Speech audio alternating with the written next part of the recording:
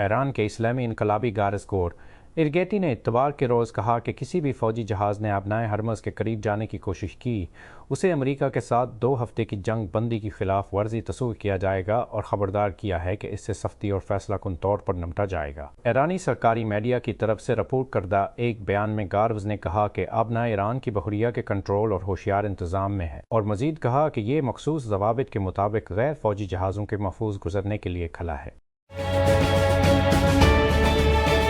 نائب وزیر اعظم اور وزیر خارجہ اسحاق ڈار نے اتوار کو پاکستان کے اس عزم کا وعدہ کیا کہ وہ مذاکرات کو برقرار رکھنے اور امن کے فروغ کے لیے سفارتی کوششوں کی حمایت جاری رکھے گا۔ ان کا یہ تبصرہ اتوار کی صبح اسلام آباد میں امریکہ ایران مذاکرات کے اختتام کے بعد سعودی عرب، مصر اور ترکی کے وزرائے خارجہ کے ساتھ ٹیلی فون گفتگو کے دوران آیا۔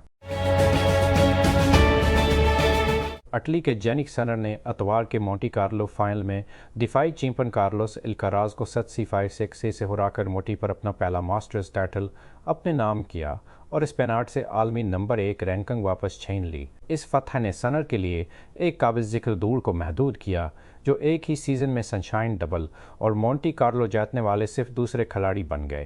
یہ کارنامہ اس سے قبل صرف 2005 میں نواک جوکووچ نے حاصل کیا۔ کراچی ایسٹ کے deputy inspector general DIG doctor Farah Ali نے اتوار کے روز کراچی کی شاہ فیصل کالونی میں ایک پل پر متعدد مشتبہ افراد کی جانب سے مسلح ڈکیتی کی رپورٹرز کی انکوائری کا حکم دیا، جب اس واقعے کی مبینہ طور پر ویڈیو سوشل میڈیا پر بڑے پیمانے پر شیئر کی گئی۔ ویڈیو میں ایک شخص کو یہ کہتے ہوئے سنا گیا ہے کہ رات گئے پل پر سیٹ ہاؤس ڈاکو مسافروں کو لوٹ رہے ہیں۔ امریکی صدر ڈونلڈ ٹرمپ نے اتوار کو کہا، جس دن واشنگٹن کے درمیان بات چیت بغیر کسی معاہدے کے ختم ہوئی تھی، کہ ایرانیوں نے صلح بازی کی میز نہیں چھوڑی۔ میں پیش گوئی کرتا ہوں کہ وہ واپس آئیں گے اور وہ ہمیں وہ سب کچھ دیں گے جو ہم چاہتے ہیں، اور میں نے اپنے لوگوں سے کہا مجھے سب کچھ چاہیے، مجھے 9% نہیں چاہیے، مجھے 9% نہیں چاہیے۔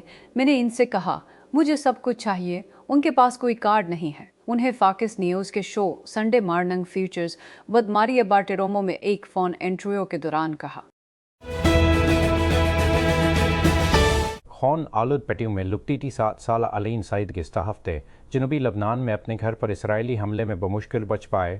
وہ اپنے والد کی تدفین کے لیے وہاں پہنچی تھی کیونکہ جنگ بندی کی امید پورے خطے میں پھیل گئی تھی، لیکن ایک نئی ہڑتال نے اس کی شیر خوار بہن اور دیگر رشتہ داروں کو ہلاک کر دیا۔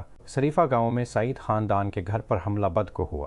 2 ہفتے کی امریکہ ایران جنگ بندی کے پہلے دن، جس کا لبنان میں بہت سے لوگوں کو امید ہے کہ ان کے ملک پر بھی لاگو ہوگا۔ اسلام آباد خاتون اور آصفہ بھٹو زفداری نے عوام سے تعاون پر زور دیا ہے کیونکہ ملک بھر میں انسداد پولیو مہم 6 اپریل سے شروع ہونے والی ہے۔ 1 ہفتہ تک جاری رہنے والی اس مہم کا مقصد پولیو کے خاتمے کے لیے جاری کوششوں کے حصے کے طور پر تمام صوبوں اور خطوں میں 5 سال سے کم عمر کے شیٹرڈ بچوں کو قطرے پلانا ہے۔